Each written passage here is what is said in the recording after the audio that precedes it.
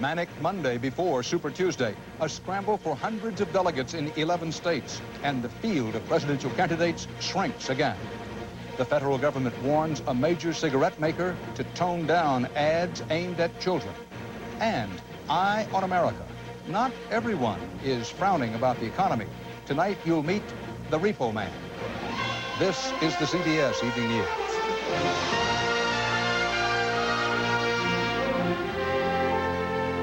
Good evening. Dan Rather reporting. It's the eve of Super Tuesday, biggest day of the presidential primary campaign.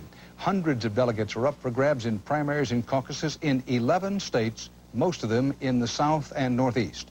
Republican Pat Buchanan campaigned in both regions today, trying to keep his momentum going. President Bush was off the campaign trail. Among Democrats today, Bill Clinton campaigned in Florida, second biggest delegate prize tomorrow, second only to Texas. So did Paul Tsongas. Tsongas considers Florida his best shot for a win in what is otherwise expected to be a southern sweep for Clinton, the governor of Arkansas. Jerry Brown is coming off a weekend win in the Nevada caucuses. Brown says he will stay in the race no matter how badly he is beaten in how many places tomorrow.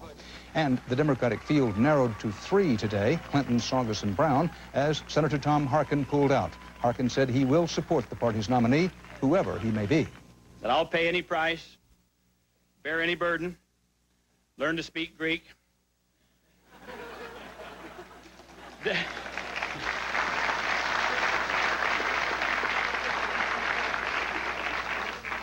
Develop a southern accent. Or learn to wear a turtleneck.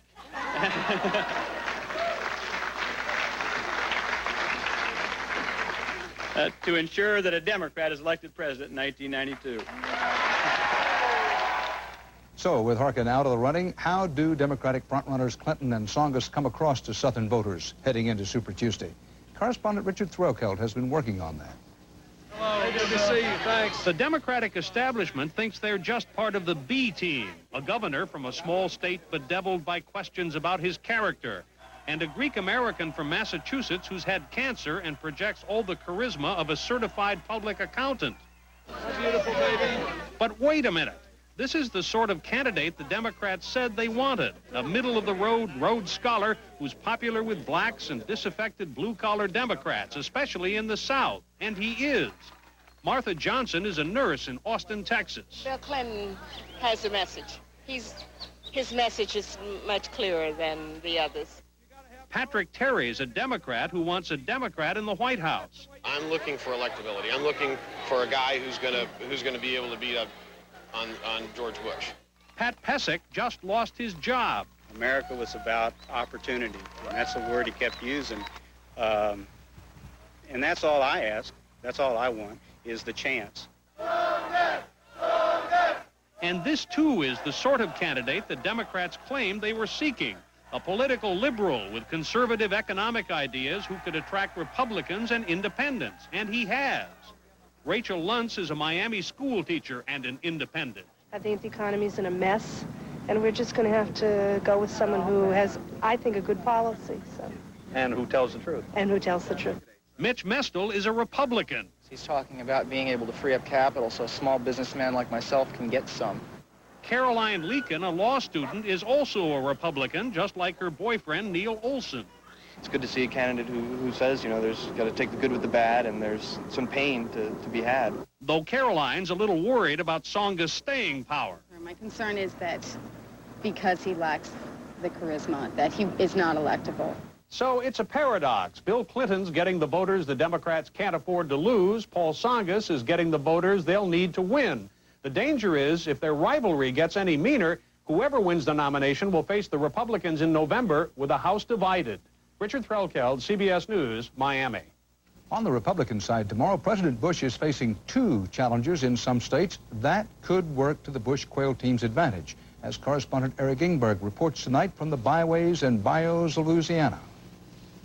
In Louisiana, where David Duke's success in sliding from KKK to GOP has embarrassed and frustrated the White House, George Bush has finally found an ally who may forcibly drive Duke from the national arena.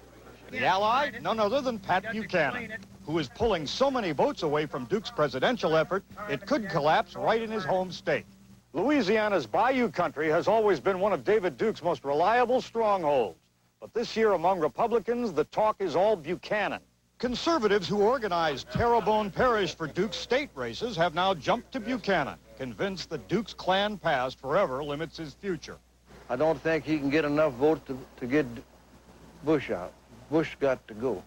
I think Buchanan has a definite message. I think basically his ideas are basically the same as Duke's. If Buchanan beats Duke convincingly in his own backyard, as he did in South Carolina Saturday, Duke will be finished as a national candidate. The president, who made one Louisiana trip, is relying heavily on GOP women, who showed a strong dislike for Buchanan in earlier primaries. When the top surrogate campaigned here, one woman, Julie Huber, decked out in special Republican togs, got the thrill of a lifetime. Later, she outlined her reasons for backing the incumbent. I feel to a great extent he is strictly a victim of circumstances. No matter what president we would have in office now, I think would have the same problems. At this time last year, we needed a president who was very strong in foreign policy, and I think we got that from George. Harold Patton, a small businessman who also went out to welcome the First Lady, thinks the Buchanan vote is fading. People like to hear somebody talk tough and gutsy. Tell the president, come on out, you know, I'll punch your nose in the parking lot. People like to hear that kind of tough talk. Do we want to be isolationists? It's good to be America first, but you can't punch the rest of the world in the mouth. If Buchanan takes the small towns and rural areas where David Duke was once the right-wing messenger, he still won't have enough votes to win Louisiana. But he will be able to claim that the Republicans owe him a big favor for knocking off one of their most poisonous problems. Eric Engberg, CBS News, Terrebonne Parish, Louisiana. Stay with CBS News tomorrow, Super Tuesday, for the latest returns and analysis of what they mean. On this CBS station, you will have updates throughout the evening, and CBS News will have a special hour-long Super Tuesday sum-up live coast to coast tomorrow night at 9 in the East, 6 in the West. One other note about politics. The movement to limit the terms of elected officials got a boost today from the U.S. Supreme Court. The court let stand California's new term limits for state legislators. Term limit proposals will be on ballots in more than a dozen states this November. One of the most successful ad campaigns for a cigarette is getting a lot of notice today from the government and from the doctors, the physicians' lobby. They want the ads for the cigarettes pulled because they say the target of the message is America's children. CBS News health correspondent Edie Magnus has our report. He stares out over Times Square and the thousands of people who cross it every day. But who is looking back? Many experts believe the answer is children. Studies show they find the Camel cigarette cartoon character, shown on billboards and in magazines, more appealing than adults do. Now the government is hot to snuff out Old Joe. Today, the Surgeon General asked R.J. Reynolds Tobacco to voluntarily withdraw the ad campaign. It's time for the tobacco industry and their hired guns, the advertising agencies, to take responsibility and stop marketing practices that entice an age that is extremely impressionable. While there's no conclusive evidence tobacco advertising causes children to smoke, studies have shown a profound recognition of Old Joe among America's youngsters. In one, 91% of 6-year-olds knew the Camel, almost as many as recognized Mickey Mouse. Another estimated that during the first 3 years of the ad campaign, illegal Camel cigarette sales to children jumped from $6 million to $476 million per year. Even if RJR did not intend for their campaign to influence the consumption patterns of youth and adolescents, that's the group that's changed their purchasing pattern, their smoking patterns. It's not the adult population. R.J. Reynolds says it will not withdraw its ads. The tobacco giant released a statement today saying, "We reject the notion that advertising leads to initiation of smoking.